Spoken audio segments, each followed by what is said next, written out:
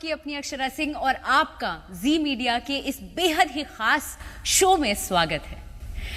आपसे आज मुलाकात होने वाली है बेहद ही खास शख्स से। जी हां, उन्हें बिहार बहुत ज्यादा पसंद है। बिहार यूं कहें तो उनके लिए परफेक्ट है। बिहार का लिट्टी चोखा तो क्या बात ही है। जी हां, बिहार के लोग तो उनकी अदाकारी के लिए कायल हैं जनाब। जी हां, none other than mega superstar Aamir Khan sir. Oh my God, मैं नर्वस हूं, चिट्ठी काट के देखूं क्या? Hi Akshara, how are you? Sir, कमाल की बात है कि आज आपके साथ मुझे स्क्रीन शेयर करने का मौका मिल रहा है। I am little nervous. No, I am so happy and you such a wonderful personality. आपकी मुस्कुराहट इतनी खूबसूरत है। I was just looking at your smile and you're beautiful. Thank you so much. So nice to talk to you. Thank you very much, sir. Honored. Sir, मैंने, चूंकि मैं खुद भी पटना से हूँ सर, जी बिहार। हाँ, वहाँ का लिट्टी चोखा बहुत कमाल का है सर। लिट्टी चोखा से मुझे याद आया, और हर दिन बिहार का चप्पा चप्पा, बिहार के हर कदम पर जैसे ही हम लोग कदम रखते हैं, हर ठेले पे आपकी तस्वीर चिपकी लगी रहती है। हाँ, मैंने सुना। और वो देख के ऐसा प्रतीत होता है, या ऐसा मन में सवाल आता है कि आपने लिट्टी चोखा को खाया सर, कि लिट्टी चोखा आपको खा गया? मुझे लगता है लिट्टी चोखा ने मुझे खाया। सर, आपने उसका स्टारडम ही ध्वस्त कर दिया। नहीं, मुझे इतनी खुशी है जब मैंने सुना कि भाई आपके लिट्टी चोखा के स्टॉल्स पे आपकी फोटो लगी है, तो मैं बहुत खुश हुआ। I was very happy and वो वाकई it's a very special delicacy, बहुत ही खास है। और मुझे बड़ी खुशी है कि जो सारे बिहार में जो लोग लिट्टी चोखा बनाते हैं और लोगों को खिलाते हैं, वो मेरी फोटो लगाते हैं। मुझे बड़ी खुशी है इस बात की। इवन हम लोग भी बहुत ज़्यादा प्राउड और बहुत गर्व महसूस करते हैं जब आपकी तस्वीरें लगी देखते हैं। और सर, मुझे आपसे जानना है कि आपको लिट्टी चोखा कैसा लगा, और वो अनुभव बताइए जब आप ठेले पे गए और पटना गए, और पटना के शहर में जब लोग आपको देखे, भीड़ तो ऑफ कोर्स उमड़ी होगी। हाँ, काफी लोग थे, लेकिन मैंने इतना सुना था लिट्टी चोखा के बारे में कि मेरा बहुत मन था खाने का। और जब मैंने चखा तो मुझे ऐसे लगा कि मैं घर का खाना खा रहा हूँ। उस टाइप की मुझे feeling I. It's a really comforting feeling, it's a very warm feeling. हाँ, बहुत अच्छा है। हाँ सर, आपकी जब भी कोई नई फिल्म रिलीज होती है तो दर्शक आतुर हो जाते हैं देखने के लिए। इस फिल्म में ऐसा कुछ क्या नया होगा, क्या अलग होगा जो दर्शक अभी भी एक्साइटेड हैं, क्योंकि आपने 4 साल तक का लंबा इंतजार कराया है। तो उतनी आतुर है लोगों में। मैं आपको बताऊं अक्षरा, मैंने ये फिल्म एक्चुअली, मुझे इस कहानी में क्या पसंद आया, जिस वजह से मैं खिंचा चलाया इस कहानी की तरफ, और वो है ये किरदार लाल सिंह चड्ढा का। जैसे कि आप जानती होंगी कि अमेरिका में एक फिल्म बनी थी फॉरेस्ट गंप, आई थिंक 94 में बनी थी, और वो बहुत लोकप्रिय हुई थी वहाँ पर, और लोगों को बहुत पसंद आई थी, बेहद पसंद आई थी, अमेरिकी लोगों को बहुत पसंद आई थी। वो उससे पहले किताब थी, अमेरिकन ऑथर ने किताब लिखी थी, उस पर उन्होंने फिल्म बनाई थी, और वो किरदार इतना ख़ास लिखा था उन्होंने कि वो किरदार मेरे साथ रह गया। और जब अतुल का अडेप्टेशन, अतुल कुलकर्णी ने जो लिखा है अडेप्टेशन, जब वो मैंने सुना तो मुझे बहुत बहुत अच्छा लगा। मैं मतलब दिल को छू लिया। और उसमें ख़ास बात ये कि जो किरदार है वो इतना मासूम है, इतना साफ दिल है, इतना प्योर है, और उसके मन में खोट नहीं, बिल्कुल किसी के लिए कभी नेगेटिव नहीं सोच पाता, और कोई खोट नहीं है दिल में। और अक्सर हम फिल्मों में देखते हैं कि जो हमारा हीरो होता है वो बहुत ताकतवर होता है, वो लोगों को पीटता है, 10-20 लोगों को मार लेता है, आजकल तो मतलब 100 लोगों को भी मार लेते हैं हम। और या तो फिर हीरो ऐसा होता है जो मॉरली बहुत स्ट्रांग होता है, जो अत्याचार के खिलाफ खड़े होने की हिम्मत रखता है। ये एक नया किस्म का हीरो है। ये इसकी ताकत है, इसकी मासूमियत, इसकी ताकत है, इसका इनोसेंस। और वो क्योंकि वो इतना मासूम है, वो चीज़ें उसके लिए होती हैं। एक तरह से जो कायनात है वो उसके लिए काम करती है। तो ये बहुत ही अच्छी कहानी है, दिल को छू लेने वाली कहानी है, वो किरदार ऐसा है। और मैं चाह रहा था कि जो ख़ास तौर पे जो फैमिली ऑडियंस है, जो बच्चे हैं, वो ये इस किरदार को देखें, और इससे हम काफ़ी कुछ सीख सकते हैं। डेफिनेटली सर, वो आपकी हर फिल्मों से हम लोगों को बहुत कुछ सीखने को मिलता है। Well it's he is a very entertaining character also, और जो माँ और बेटे का रिश्ता फिल्म में दिखाया है वो बहुत ही ख़ास है। जिस तरह से माँ परवरिश देती है बच्चे को, लाल को, और उसी तरह वो बड़ा होता है, उसकी माँ की चीज़ों को बहुत ही माँ को बहुत मानता है वो। तो वो बहुत ही प्यारा कैरेक्टर है, तो इसलिए मैंने ये फिल्म की, टू आंसर योर क्वेश्चन। ये किरदार मुझे बहुत ही प्यारा लगा।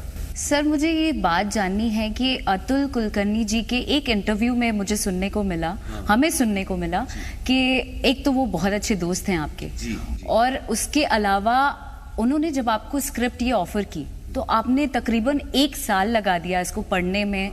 क्या आमिर खान बहुत बिजी थे, या फिर सर आप एकदम डेप्थ में जाके एकदम डीप चीजों को समझते हैं और उसके बाद फिर? नहीं, दोनों में से कोई भी चीज सही नहीं है। उसकी वजह ये थी कि आपने जैसे कहा, अतुल बहुत गहरा दोस्त है मेरा, और वो एक्चुअली लेखक है नहीं। मतलब आर्टिकल्स वगैरह लिखे हैं, लेकिन basically he is known for his acting. तो जब उसने मुझे बताया कि मैंने फॉरेस्ट गम का अडेप्टेशन लिखा हुआ है और वो भी 2 हफ्तों में, तो मैं थोड़ा सरप्राइज्ड हुआ। मुझे लगा कि पता नहीं क्या लिखा होगा उसने। 2 हफ्ते में कौन लिख सकता है पूरी अडेप्टेशन, और वो भी फॉरेस्ट गम जैसे फिल्म की। जैसे हिंदुस्तान में जो क्लासिक्स बनी है, जैसे शोले है, मदर इंडिया है, मुगल आजम है, प्यासा है, इन फिल्मों को हम दोबारा बनाने की हिम्मत नहीं होती। तो मेरी भी हिम्मत नहीं हुई। मुझे लगा कि फॉरेस्ट गम को हम कैसे दोबारा बना पाएंगे, और मुझे ये लगा कि उसकी कहानी इतने मन से उसने लिखी है अडेप्टेशन, तो अगर वो मुझे पसंद नहीं आया तो उसका दिल टूट जाएगा। तो इसलिए मैं टाल रहा था। एक्चुअली 1 साल नहीं, 2 साल लगे हमको सुनने में। अच्छा। और मैं एक्चुअली स्क्रिप्ट मुझे पढ़ना इतना पसंद नहीं है, मुझे सुनना पसंद है। मैं डायरेक्टर से आमतौर पे मैं डायरेक्टर से सुनता हूँ, लेकिन इस दफ़ा क्योंकि डायरेक्टर उस वक्त था नहीं, सिर्फ लेखक था, तो अतुल से मैंने कहानी सुनी और अडेप्टेशन सुना, और वो सुनते ही मैंने मन बना लिया कि मुझे ये फिल्म करनी है। बहुत अच्छी स्क्रिप्ट लगी मुझे। सर, और जो मुझे लगा था कि इतना मुश्किल है, आप फॉरेस्ट गम को कैसे अडेप्ट करेंगे, वो अतुल ने इतना अच्छा किया, तो मुझे कॉन्फिडेंस आया कि हाँ, ये हम फिल्म बना सकते हैं, और फिर वो सिलसिला शुरू हुआ। That's great.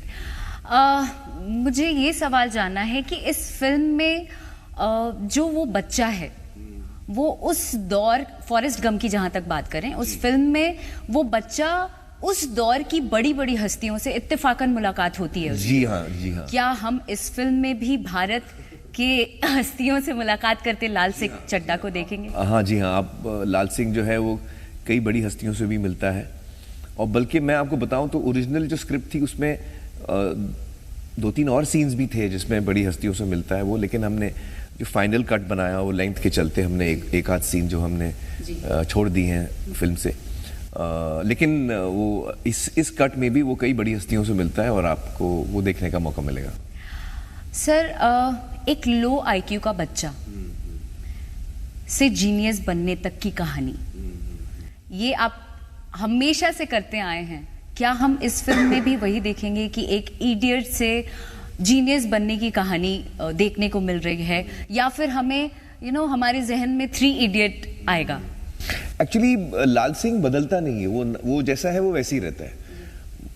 लोग उसको जीनियस बोलते हैं, अलग अलग लोग उसको अलग अलग चीज़ें बोलते हैं, लेकिन वो वैसा है जैसे ही है, सिंपल है, और वो एक्चुअली कुछ खास करने की कोशिश भी नहीं कर रहा है। उसका नेचर वैसा है कि वो बस अच्छा इंसान है। तो उससे जो कहानी निकल के आती है वो आप देख पाएंगे। और एक्चुअली एक तरह से देखा जाए तो हम सब में कुछ ना कुछ कला होती है, हम सब में कुछ ना कुछ खूबी होती है जो हमको खास बनाती है। और जैसे हमने तारे ज़मीं पर में भी देखा, 3 इडियट्स में भी देखा, वो चीज़ क्या है वो हमें पहचाननी है अपने बारे में, कि वो क्या, कौन सी चीज़ है जो हमें खास बनाती है। सर, इस फिल्म के दौरान आपने मल्टीपल लोकेशंस पर शूट किया है। क्या कोई एक ऐसा लोकेशन जो आपके दिल पर छाप छोड़ गया हो, या कुछ ऐसी यादें, या कुछ ऐसा मोमेंट? एक्चुअली ये फिल्म के अंदर हम लोगों ने बहुत ट्रैवल किया, और चूंकि ये गाना ऐसा है जिसमें कि वो लाल का किरदार जो है वो तुरकलियां, जो आपने अभी देखा गाना मैंने दिखाया, हाँ, तो वो जो है वो जब गाना शुरू होता है, जब वो दौड़ता है, उसके बाल छोटे हैं, क्लीन शेवन है वो, दाढ़ी बढ़ती है, बाल बढ़ने लगते हैं, 4 साल तक दौड़ता है वो, 4 साल 7 महीने तक सर आप वो 4 दौड़ता साल है। दौड़े? हाँ, नहीं मैं नहीं दौड़ा 4 साल, But आपने किरदार 1 साल लगाया 4 साल शायद। नहीं, लेकिन हम लोग ने नहीं, कुछ 1.5-2 महीना तक मैं दौड़ा।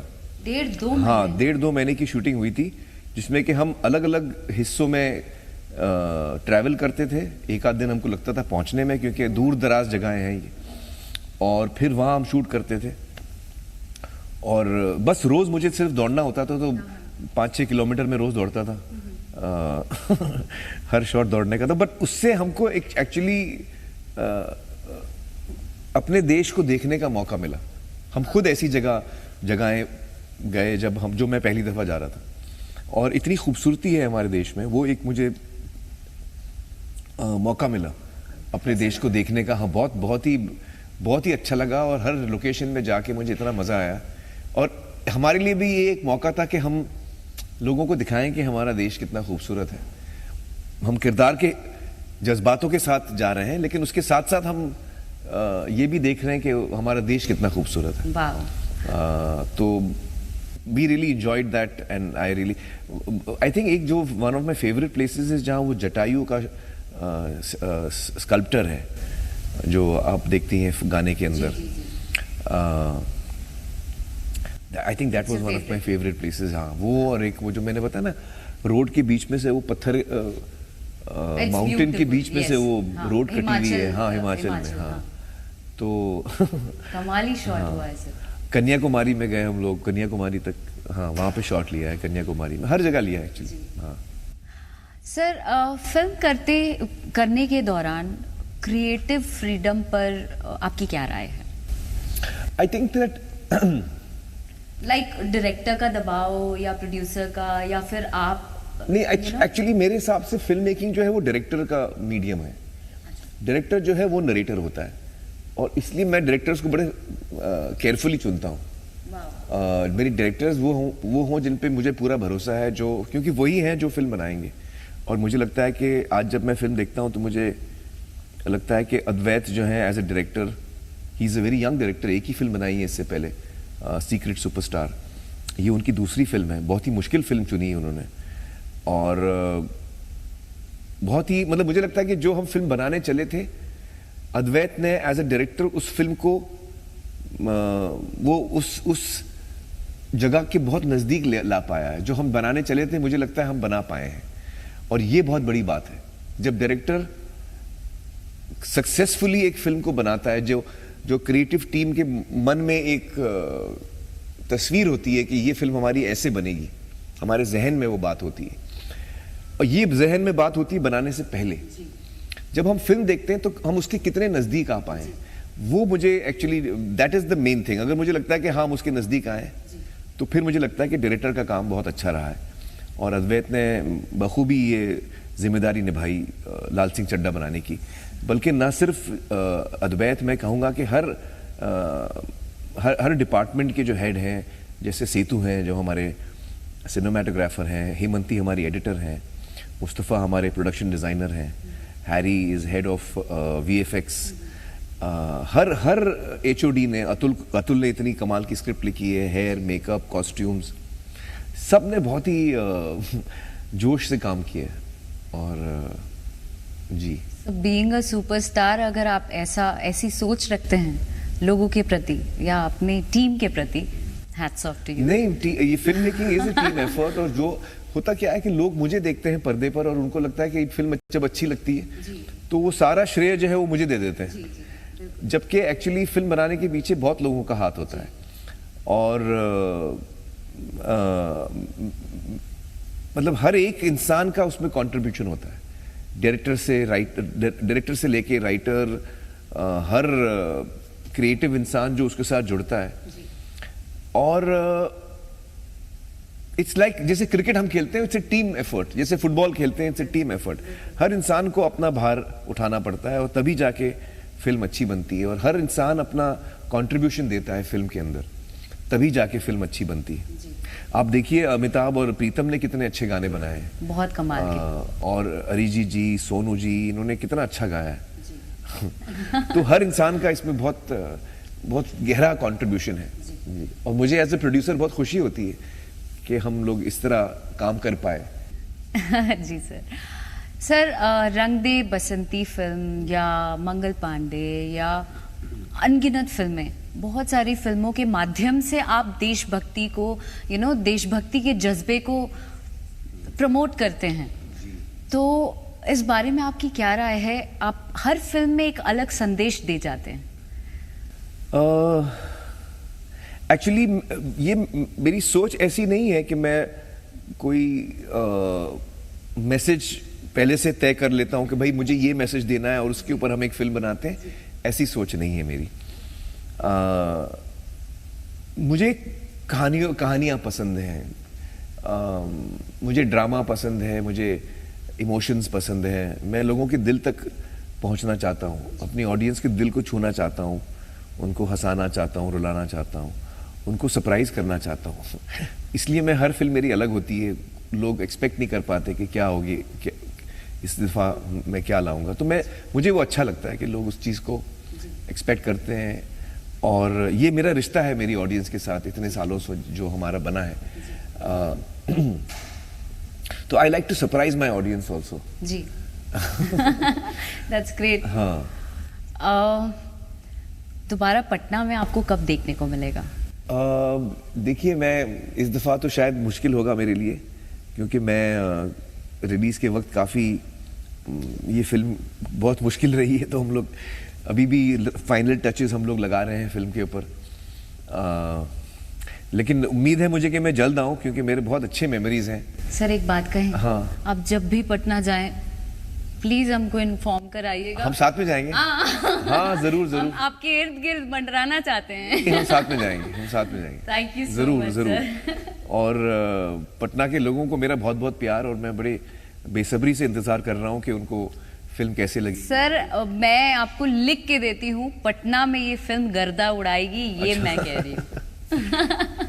आप बस प्रार्थना करिए। जी डेफिनेटली। और मुझे एक्चुअली ये हमेशा मुझे ये चिंता रहती है कि जब हम फिल्म बनाते हैं और उसमें इतने हमारे जज्बात जुड़ जाते हैं फिल्म के साथ, तो फिर हम चाहते हैं कि लोगों को अच्छी लगे वो। जी, जी।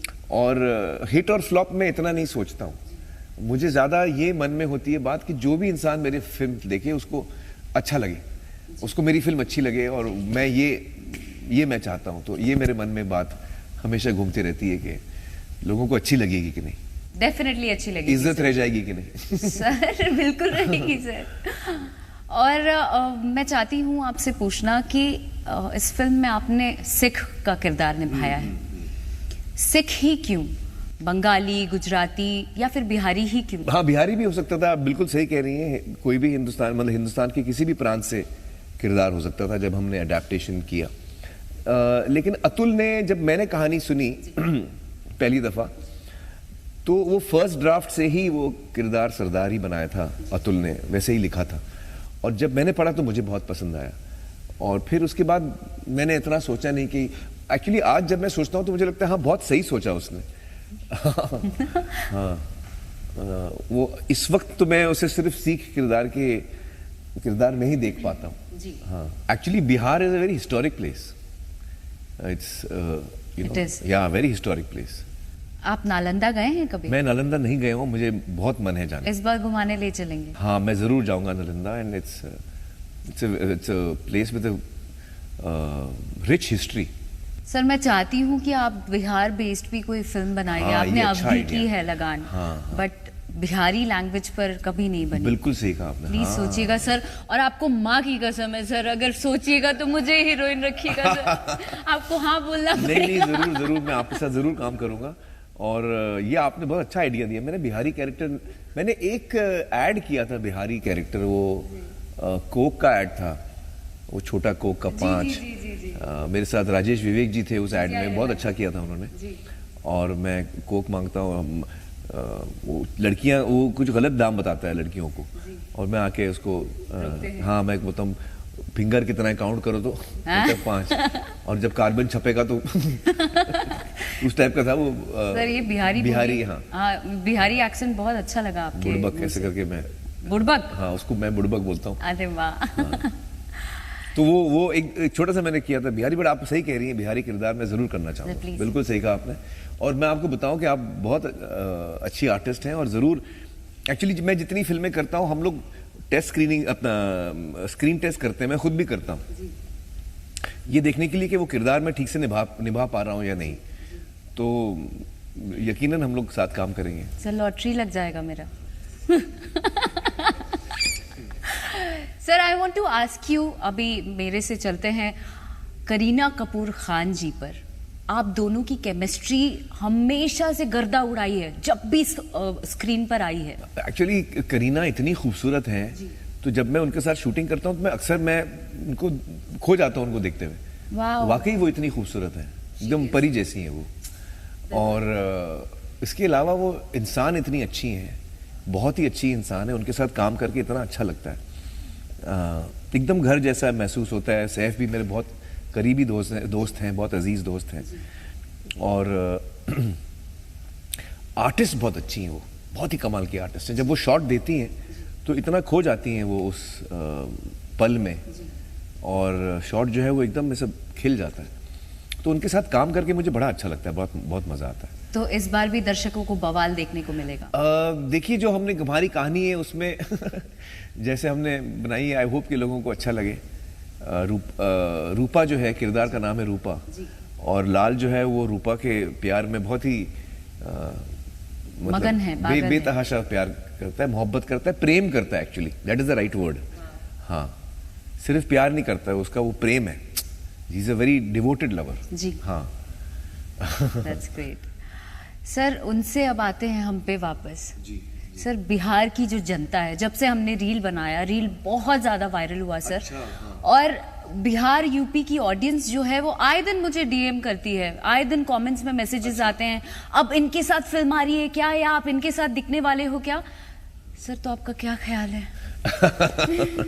नहीं, मुझे बहुत खुशी है कि बिहार के लोगों का ये इतना स्ट्रॉन्ग रिस्पांस आया है हमारा वीडियो देख के। जी, तो आप फ्यूचर में कभी भोजपुरी फिल्म करने का सोचते हैं? एक्चुअली भोजपुरी मैंने इस्तेमाल किया है। आपने पीके अगर देखी है तो पीके में मैंने भोजपुरी का इस्तेमाल किया है। जी बिल्कुल किया है जी। बट वो किरदार बिहारी नहीं था, वो एक्चुअली दूसरे गोले से आया हुआ था जी। और एक महिला मिलती हैं जिनसे वो फिल्म के अंदर वो जब हाथ पकड़ते हैं तो उनको पूरी भाषा मिल जाती है। जी। और तो जिस महिला का हाथ पकड़ते हैं वो भोजपुरी भाषा बोलती है, तो वो फिर पूरी फिल्म में जी पीके जो किरदार है वो भोजपुरी में बातचीत करता है। हाँ। सर भोजपुरी फिल्म अगर करेंगे और मेरे साथ अगर करेंगे जी। हाँ तो बोल ही दिया आपने, आप फंस गए हैं सर। एक्चुअली मैं आपको बताऊं, मैंने हाँ बोल दिया और मेरी जज्बात हैं कि मैं हाँ आपके साथ काम करूं, लेकिन सच्चाई तो ये है कि जो मेरे डायरेक्टर्स हैं वो कास्टिंग डिसाइड करते हैं। ठीक है सर। हाँ, तो हम लोग कोशिश करेंगे ना। चलेगा सर। हाँ। बिल्कुल मैं मेहनत करूंगी। हाँ। और अगर मैं करना चाहूंगी फिल्म तो सर मैं इंटेंस लव स्टोरी करना चाहूंगी सर, जो मैंने पहले से ही मन में प्लान करके रखा है सर। उसका नाम भी मैंने डिसाइड किया है सर, अगर हाँ कहीं तो बताऊं। नहीं बताइए, नाम तो बताइए, क्या नाम? हलनवा का बेटा सपनवा में आता है। ओह सर ये मेरा एक गाना बहुत ही ज्यादा पॉपुलर हुआ है यूपी बिहार में, और मैं उसको मैंने एक दफा गा के सुनाइए ना प्लीज। कि मन उसके ख्याल में ही खो जाता है, और ऐसे ही प्यार यार हो जाता है। वाह। आके सपने में मेरे सताने लगा, धीरे धीरे वो दिल में समाने लगा। सच सच बताती हूँ मान आ गया, फलनवा के बेटा पसंद आ गया। बहुत अच्छा गाना है और आप बहुत अच्छा गाती हैं। Thank you very much sir. तो ये गाना आपने खुद गाया, फिल्म के अंदर भी खुद गाया? जी जी। वाओ, एक्सीलेंट यार। सिर्फ मैंने ट्राई किया सर। नहीं, एक्चुअली मैं बहुत फैसिनेट हो जाता हूँ उन लोगों से जो अच्छा गाते हैं। जैसे किरण जी बहुत अच्छा गाती हैं, तो मैं उनको अक्सर कहता हूँ आप गाइए मेरे लिए। और मैंने मुझसे बहुत दफा कहा फिल्मों में क्यों नहीं गाती हैं, बहुत अच्छा गाती हैं वो। और हाल ही में मैंने भी शुरू किया है ट्रेनिंग सिंगिंग में। वाह। हाँ, तो मेरे जो बेटे हैं जुनैद, वो और मैं, हम सुबह में रियाज करते हैं, हमारी टीचर आती हैं वो हमको सिखाती हैं। जी जी। अभी 1 महीने से 1.5-2 महीने से मेरी रिहर्सल्स नहीं हो रही हैं सिंगिंग की, क्योंकि मैं लाल सिंह में बहुत ज़्यादा मसरूफ़ हूँ। जी जी जी। लेकिन जैसे ही रिलीज़ होती है फिल्म मैं दोबारा सिंगिंग शुरू करूँगा, क्योंकि मुझे वो एक चीज़ है जो सीखने में बहुत मज़ा आता है। वाह। Singing is a very beautiful thing. It's actually आपका एक तरह से मेडिटेशन हो जाता है। जब आप सुर लगाने की कोशिश करते हो, तानपुरे की आवाज़ से, हारमोनियम की आवाज़ से एक सुकून मिलता है बहुत। और चाहे मैं इतना अच्छा नहीं गाता हूँ लेकिन लगता बहुत अच्छा है। जी जी। तो मुझे बहुत मन था सीखने का और मैंने अभी ये शुरू किया। तो I am very not that कि मैं प्रोफेशनली कभी गाऊंगा, लेकिन मुझे ये भी लगता है कि अगर मैं सिंगिंग सीखूं तो एज एन एक्टर मुझे बहुत कुछ सीखने को मिलेगा, अलग अपने वॉइस को मॉड्यूलेट कर पाऊंगा। तो वो मुझे सीखना है। आई थिंक वो मुझे एज एन एक्टर मेरे अंदर इम्प्रूवमेंट आएगा। कमाल सर, हम लोग सुनने के लिए बेताब हैं। नहीं, मैं बहुत जल्दी गाना गाता हूँ, मतलब आपको ज्यादा फोर्स नहीं करना पड़ेगा। अच्छा। हाँ, मुझे गाने का बहुत शौक है। हाँ, तो हो जाए सर। मुझे तो बहुत मजा आता है। मुझे लोग जो सुनते हैं उनको मजा नहीं आता, मुझे बहुत मजा आता है। सर मुझे बहुत मजा आएगा सर। कौन सा गाना सुनाऊं? श्योर दर्शकों को भी बहुत। मैं कौन सा गाना सुनाऊं बताइए? कोई भी सर जो आपके दिल के करीब हो। अच्छा, वैसे तो मुझे सारे हिंदी गाने जो 50s और 60s के गाने वो सब मुझे बहुत पसंद है जी। That's my favourite music. Please सुनाइए सर। पसंदीदा म्यूजिक मेरा वही है, हिंदी फिल्मों के गाने। जी जी। 50s और 60s के, लता जी के, किशोर दा, मोहम्मद रफी, आशा जी। तो कौन सा गाना सुना आप बताइए ना सर, जो आप वॉशरूम में जाके गाते हो। नहीं, मैं तो हर जगह गाते रहता हूँ। चलिए मैं आपको ये सुनाता हूँ। गाइड एक फिल्म आई थी, बहुत मुझे पसंद है वो फिल्म गाइड। जी जी। तेरे मेरे सपने अब एक रंग है, हो जहां भी ले जाए राहें हम संग है, ओ तेरे। अब कितना अच्छा गाती हैं आप। सच अ ब्यूटीफुल सॉन्ग, और आपसे सुन के बहुत अच्छा लगा। एक मुझे और बहुत अच्छा लगता है गाना, वो मेरे चचेरान की फिल्म का है, प्यार का मौसम का गाना है। वाओ।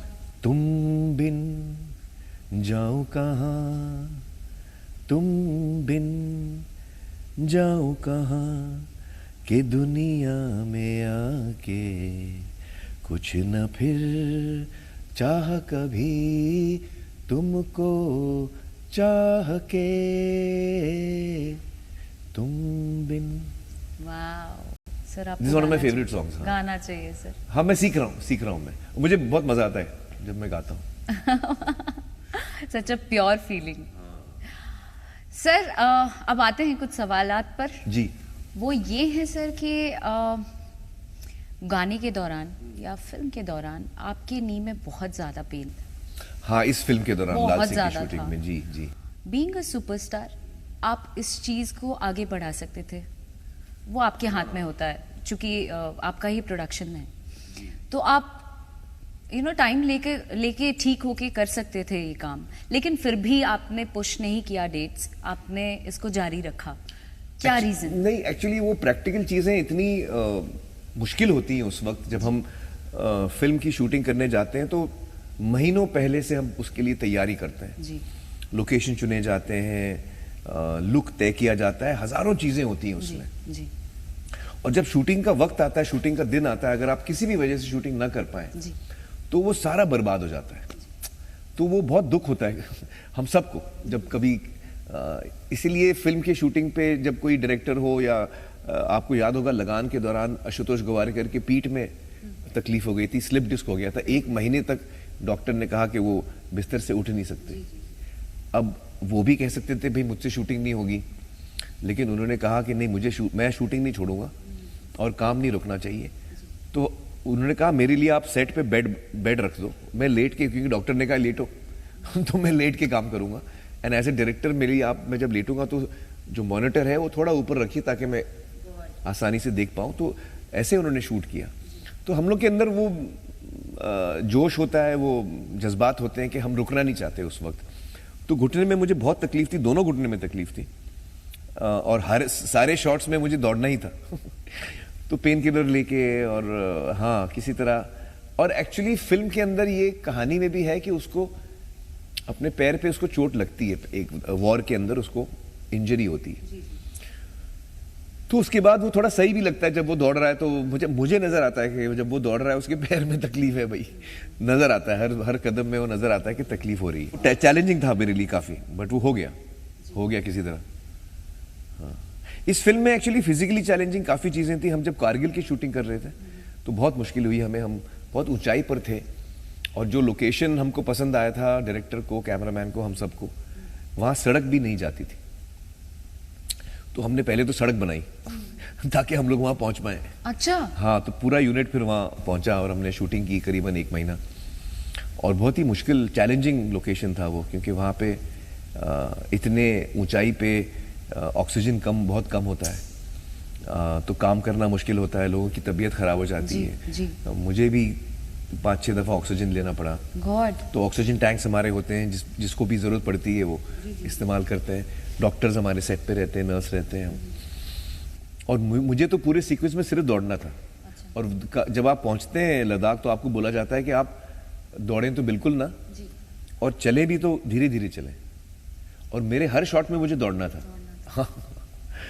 तो चैलेंजिंग था, लेकिन मज़ा आया। और उस वक्त मुझे एक अंदाज़ा हुआ, जब मैं उन पहाड़ियों पे था और हम कारगिल का सीक्वेंस शूट कर रहे थे, तो उस वक्त मैंने अद्वैत से, और हमारे साथ मेजर साहब जो हैं, जिन्होंने हमें, जो हमारे कंसल्टेंट थे वॉर के सीक्वेंस के लिए, मैं उनसे कह रहा था कि हम तो शूटिंग कर रहे हैं यहाँ पे, लेकिन जब असली जो हमारे जवान होते हैं, हमारे जवान जब उस कारगिल में जब हुआ था,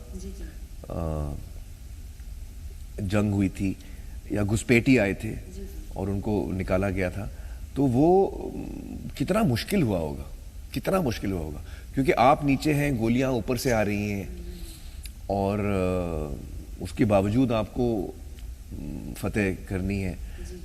तो जो हमारे जवान हैं हिंदुस्तानी, उन्होंने उनका जो सैक्रिफाइस, उनका जो करेज, उनकी बहादुरी, उसका हमें एक हल्का सा अंदाजा हुआ कि उनके साथ, उनके लिए कितना बड़ा चैलेंज हुआ होगा। तो उससे और भी दिल में उनके लिए एक इज्जत और ज्यादा जागी। जी सर, इसको ही सच्चा कलाकार कहते हैं। और आप जैसे कलाकार, आपको देखकर हम जितने नए कलाकार हैं, वो सब आपको इंस्पिरेशन के रूप में लेते हैं, और हमें बहुत कुछ सीखने को मिलता है। ना सिर्फ हमें, जितने भी दर्शक हैं वो लोग भी आपसे बहुत कुछ सीखते हैं। एक्चुअली मैं भी हम सब सीखते ही हैं, हर रोज कुछ ना कुछ सीखते हैं, और मैं भी अपने आप को हमेशा बेहतर बनाने की कोशिश करता हूँ। सर, आपकी बहुत सारी फिल्में हमने देखी है जिसमें आप अचानक से कभी मोटे हो जाते हैं, फिर पतले हो जाते हैं, फिर मोटे हो जाते हैं, फिर पतले हो जाते हैं, फिर मोटे, फिर पतले। सर कैसे? सर ये करते क्या है आप, कैसे करते हैं सर, ये जानना है। Fit to fab, how? नहीं, वो एक्चुअली उसके पीछे साइंस है, और आप उसको फॉलो करें तो हो जाना चाहिए। सर प्लीज बताइए, प्लीज बताइए सर। मेरा ट्रेनर और वो बहुत घटिया है सर, हटा दूंगी मैं। नहीं, ऐसी बात नहीं। आई एम श्योर आपका ट्रेनर अच्छा है, और लेकिन डाइट बहुत इंपॉर्टेंट होता है जब हम ट्रेन करते हैं, और रेस्ट भी बहुत इंपॉर्टेंट होता है।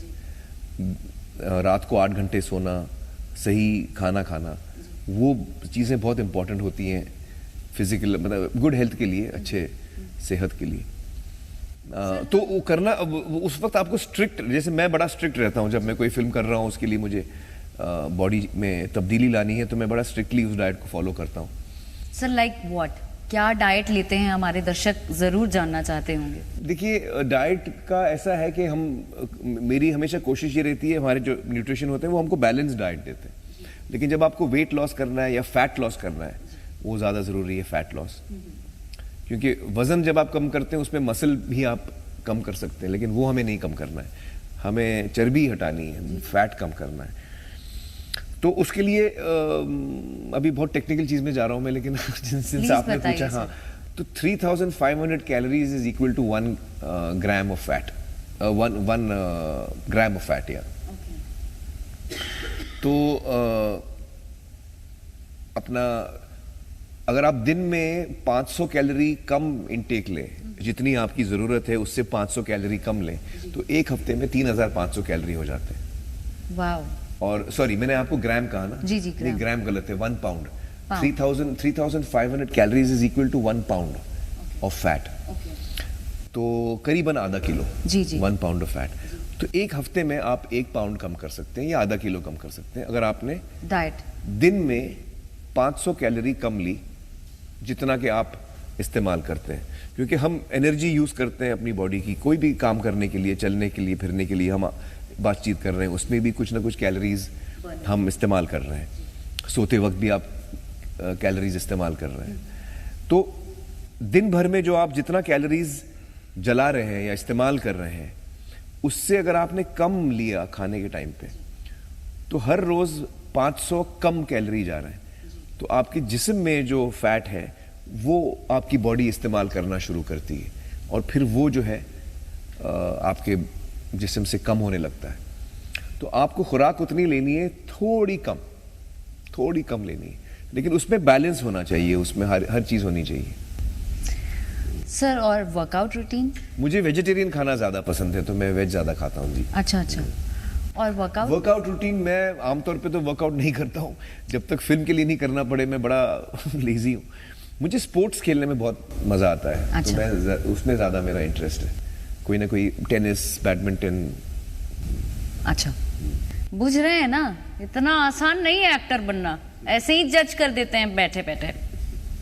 एनीवे सर, मुझे जानना है कि आपको गोलगप्पा, या फिर यूं कहें तो बिहार में उसको कहा जाता है फुचका कहते हैं जी, तो कहाँ का पसंद है? और पहले तो बताइए कि कहाँ का पसंद है आपको। एक्चुअली यहाँ आपने बहुत मुश्किल सवाल पूछा है, बिकॉज ये कहना बहुत मुश्किल है। जैसे महाराष्ट्र में हम पानीपुरी कहते हैं उसको, दिल्ली में शायद गोलगप्पे कहते हैं, फुचका। आई थिंक बंगाल कोलकाता और पटना में फुचका कहते हैं। हाँ, तो हर इलाके की अपनी खासियत है, और हर जगह आई थिंक बहुत ही अच्छा बनता है। लखनऊ में बतासा, लखनऊ में उसे बताशा कहते हैं उसको, लखनऊ में। अच्छा, और बनारस में भी गोलगप्पा या गोलगप्पा? नहीं, गोलगप्पा। हाँ। अम्मी से पूछना चाहिए, अम्मी बनारस की। हाँ बिल्कुल। मैं उनसे पूछता हूँ। तो सारे जगह पे आपने ट्राई? हाँ, मैंने हर जगह तो ट्राई नहीं किया है अगर सच कहूँ तो, लेकिन मैंने दिल्ली में खाया है, कलकत्ता में खाया है। अच्छा। हाँ, बम्बई में तो खाया ही है, और कई जगह खाया है मैंने वैसा। हाँ, लेकिन हर जगह नहीं खाया। हाँ। बिहार में मैंने लिट्टी चोखा खाया मैंने। सर, इस बार जब भी आएंगे मुझे बताइएगा, आप जहाँ भी रहेंगे हम लाके पहुंचाएंगे। हाँ, पक्का। Thank you so much sir, बहुत अच्छा लगा आपसे बात करके। मुझे भी। और मैं तो बहुत ज़्यादा नर्वस थी, लेकिन लगा ही नहीं कि मतलब आपके सामने बैठी हूँ, क्योंकि आप इतना ज़्यादा हर एक कलाकार को या हर किसी को बहुत कंफर्टेबल जोन में लेके जाते हैं, और बहुत humble and very sweet you are sir. Thank you so much. Same here sir. Sir, जाते जाते मैं चाहती हूँ कि आप बिहार के दर्शकों को या यूपी के दर्शकों को आप एक डायलॉग बोल के भोजपुरी में। अच्छा, कौन सा डायलॉग बोलूं? आप बताइए, भोजपुरी में कौन सा डायलॉग बोलूं? आपका कोई डायलॉग हो जो मैं हम अपना ही लाइन एक बताते हैं। हाँ, जो कि बहुत हैशटैग पॉपुलर हुआ था। हाँ, बताइए। कि फटी तो फटी लेकिन पावर ना घटी। फटी तो फटी लेकिन पावर ना घटी। Thank you so much. Thank you. मजा आया सर, थैंक यू।